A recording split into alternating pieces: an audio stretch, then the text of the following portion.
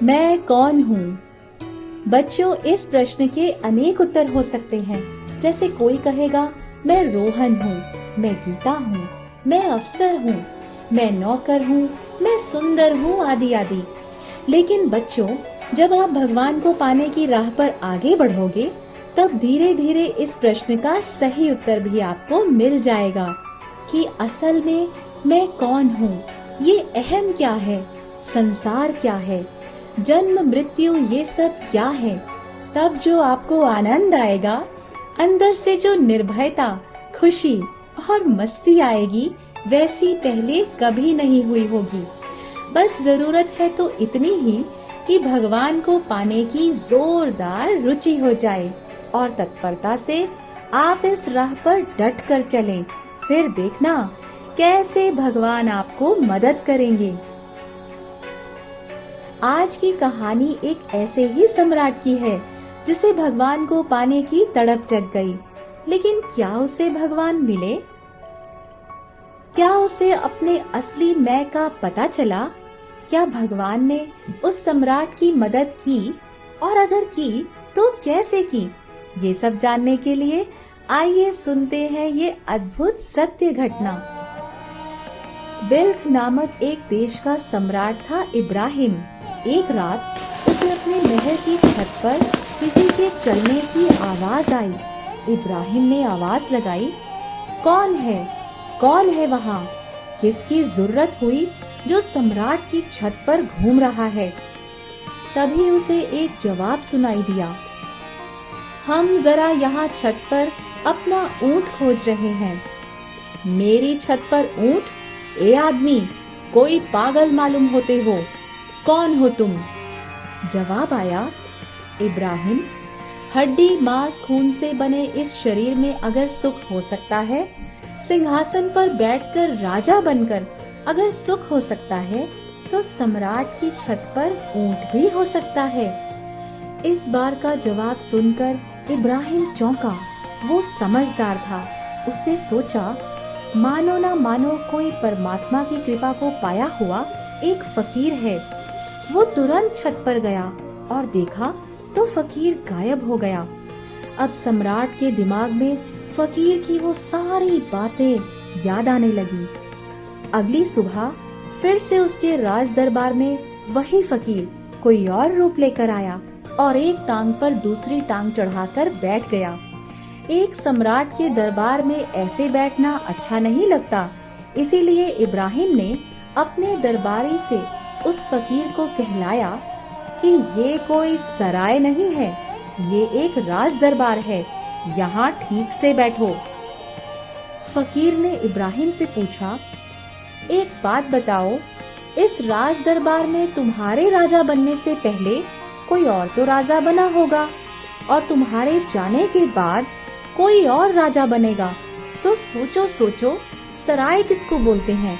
सराय में भी तो लोग आ आकर चले जाते हैं, और जो बैठे हैं वो जाने वाले हैं। जब वो जाएंगे तब दूसरे और आ जाएंगे, फिर एक दिन वो भी चले जाएंगे। ये सुनते ही मानो इब्राहिम के पुण्य उदय हो गए। उस फकीर की वाणी जादुई सा असर कर गई। वो बोला, हाँ महाराज, सच में ये सराय ही है, और इसीलिए अब हम भी चले।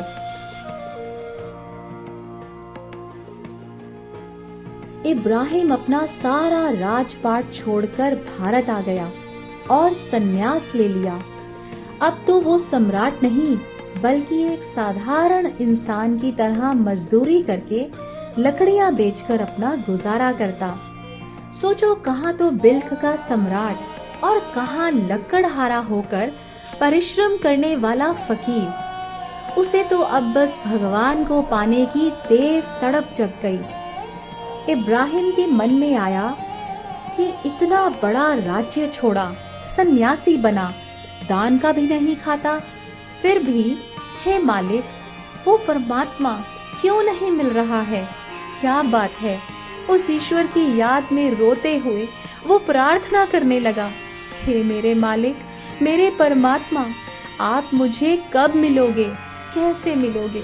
मुझे सही मार्ग दिखाइए।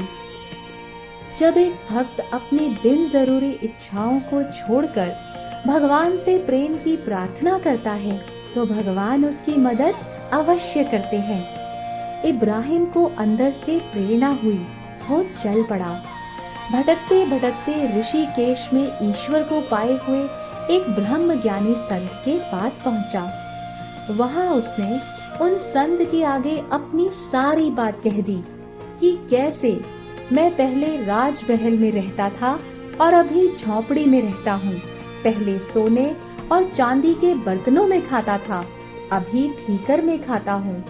लेकिन इस बात का अहंकार नहीं गया कि ईश्वर को, अपने मैं को पाने की इच्छा में मैं बहुत कुछ त्याग कर चुका हूँ।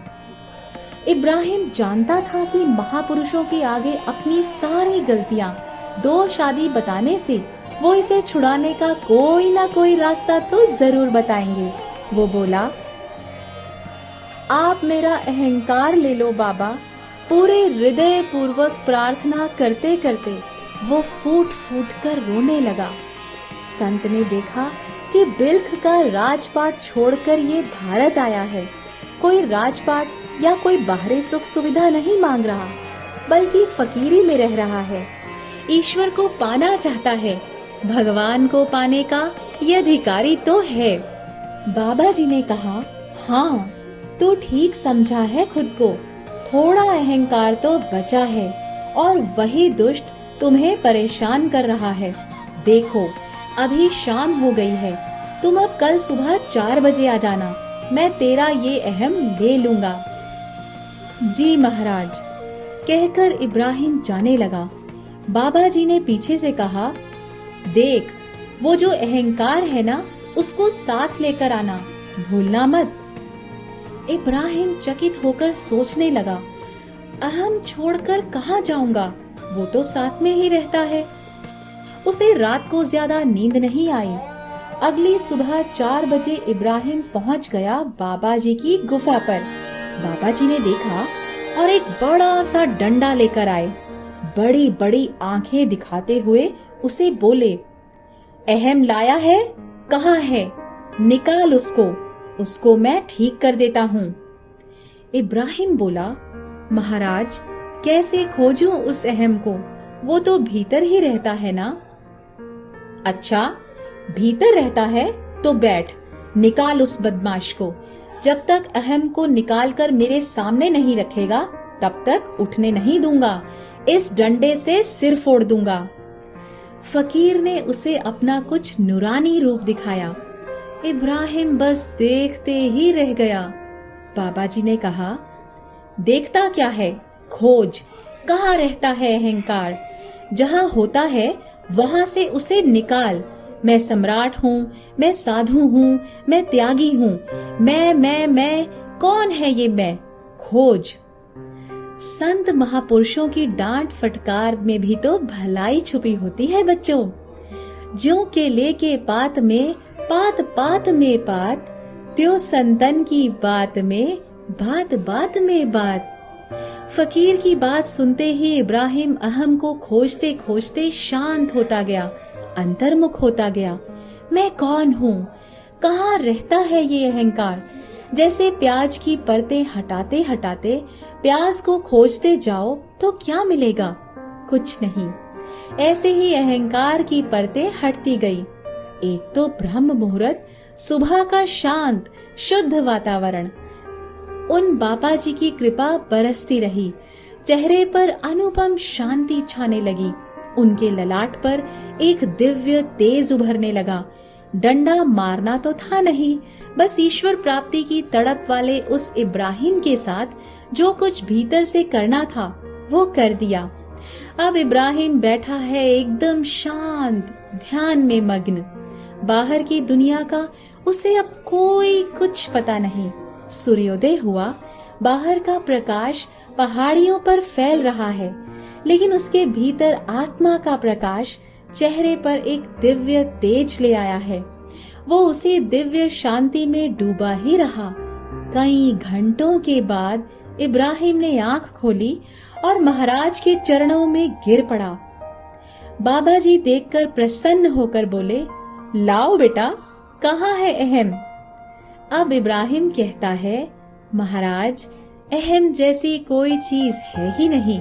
जब तक अहम को नहीं खोजा था तब तक परेशान कर रहा था। अब आपकी कृपा दृष्टि से खोजने बैठा तो उसका वास्तव में अस्तित्व ही नहीं रहा। बाबा जी ने इब्राहिम को गले लगा लिया। इब्राहिम, तू गैर नहीं, तू मैं है, मैं तू हूँ। एक ज्योत से दूसरी ज्योत जग चुकी थी। मैं कौन हूँ का सही उत्तर इब्राहिम को उन ब्रह्म ज्ञानी संत की कृपा से मिल गया था। बच्चों, जीते जी मौत के सिर पर पैर रखने की कला आ जाना, इसी का नाम आत्म साक्षात्कार है। आत्म साक्षात्कार हो जाता है तो वो जान लेता है कि एक शरीर तो क्या, हजारों हजारों शरीर भी अगर मिट जाएं या पैदा हो जाएं, ब्रह्मांडों की उथल पुथल हो जाए, फिर भी मुझ चिदाकाश स्वरूप को कोई फर्क नहीं पड़ता। ऐसा अपना असली मैं का साक्षात्कार हो जाता है। देह छता जेनी दशा वर्ते देहातीत, ते ज्ञानी ना चरण मां हो वंदन न गणित। बच्चों, इस कहानी से प्रेरणा लेकर आप भी भगवान को पाने में अपने असली मैं को जानने के लिए आगे बढ़ो। समय निकालकर जप ध्यान करो, अच्छे साहित्य पढ़ो। जिन्होंने ईश्वर को पाया है उन महापुरुषों के वचनों को ध्यान से सुनो और अपने जीवन में उतारो। फिर देखना, वो दिन दूर नहीं होगा जब ऐसे संत महापुरुषों की कृपा से आप भी जल्दी ही अपने असली मैं को जान जाओगे, आत्म साक्षात्कार कर लोगे।